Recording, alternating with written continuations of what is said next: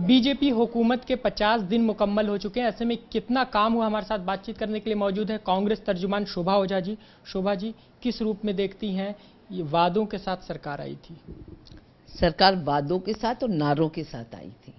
नारे थे बहुत हो गई महंगाई की मार, अब की बार मोदी सरकार। जनता से आज पूछें जाकर कि जनता अभी कौन सी मार से पीड़ित है। जनता आज महंगाई से पीड़ित है, जनता आज गुंडागर्दी से पीड़ित है, जनता आज कुल मिला के सरकार से ठगा महसूस कर रही है। सब चीज़ों के दाम बढ़ गए हैं, चाहे सब्जी हो, दाल है, रेल के किराया है, तमाम पेट्रोल, डीजल, गैस सिलेंडर, सबके दाम बढ़ गए हैं।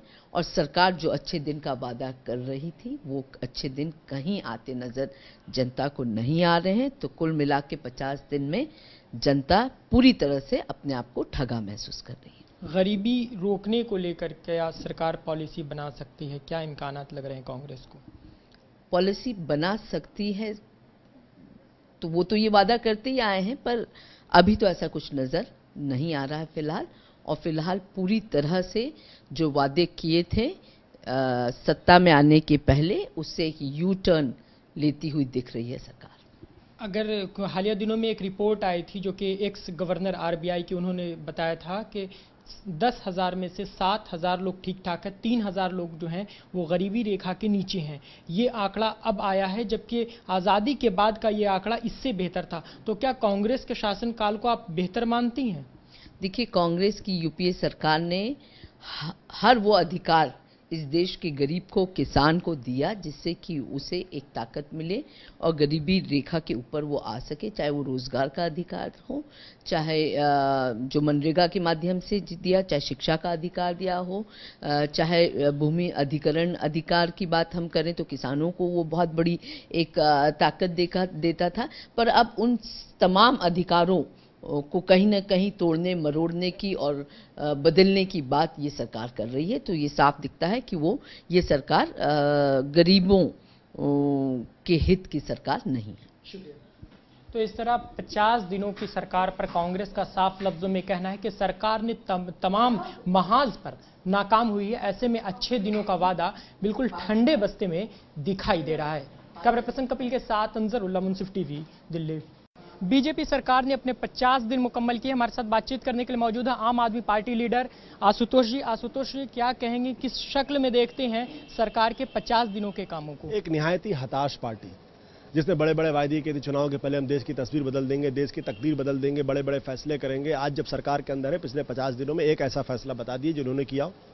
ऐसी कौन सी चीज जो महंगी नहीं हुई है? एक निहायत ही निराश करने वाला बजट लेके आए हैं। इतना निराश करने वाला बजट लाए कि जब रेलवे का बजट आया तो खुद उनके जो प्रो इंडस्ट्रियलिस्ट पार्टी है उन्हीं लोग निराश हो गए। 400 पॉइंट गोता खाया, आम बजट में 200 पॉइंट गोता खाया। तो एक ऐसी सरकार है जिसको समझ में नहीं आ रहा करे तो करे क्या। वो कभी वेद प्रताप वैद्य को पाकिस्तान भेजती है, कभी वो कुछ करती है, तो वो एक दिशाहीन हो गई है। क्या लगता है कि महंगाई पर काबू पा सकती है सरकार? महंगाई पर काबू मुझे पता, मैं तो आपसे कह रहा हूं ना, रेल के दाम बढ़ा दिए गए, डीजल के दाम बढ़ गए, पेट्रोल के दाम बढ़ गए, केरोसिन के दाम बढ़ाने का प्रयास किया गया, चीनी के दाम बढ़ गए, प्याज के दाम बढ़ गए, आलू के दाम बढ़ गए हैं। ऐसी कौन सी चीज जिसके दाम नहीं बढ़े हैं? लेकिन खुदरा मार्केट की अगर बात कर ली जाए तो 4 महीनों में, जुलाई में कुछ फीसद की गिरावट आई है। कोई गिरावट नहीं, आप दोबारा जाके चेक कर लीजिए। अरुण जेटली साहब खुद कह रहे हैं कि बढ़ती हुई कीमतों के लिए तमाम जमाखोर जिम्मेदार हैं। जो यूपीए सरकार जो तर्क देती थी वही सरकार आज अरुण जेटली दे रहे हैं।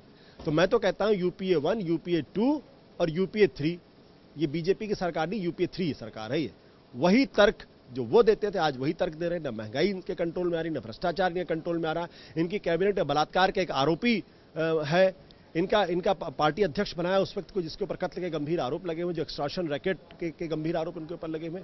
तो किसकी बात करते हैं? तो इस तरह आशुतोष का साफ लफ्जों में कहना है कि जिस तरीके से वादे बीजेपी ने किए थे, खासतौर से इंतखाबी कैंपेन के दौरान, अब वो पूरी तरीके से उस वादों में नाकाम साबित हो रही है। कैमरा पर्सन कपिल के साथ अंजर उल्ला, मुंसिफ टीवी, दिल्ली। सरकार एक गलत दिशा में जा रही है।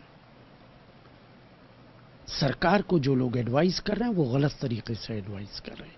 पेट्रोल की कीमत बढ़ना, डीजल की कीमत बढ़ना, रेल के किराए बढ़ना, महंगाई आसमान को छू रही है।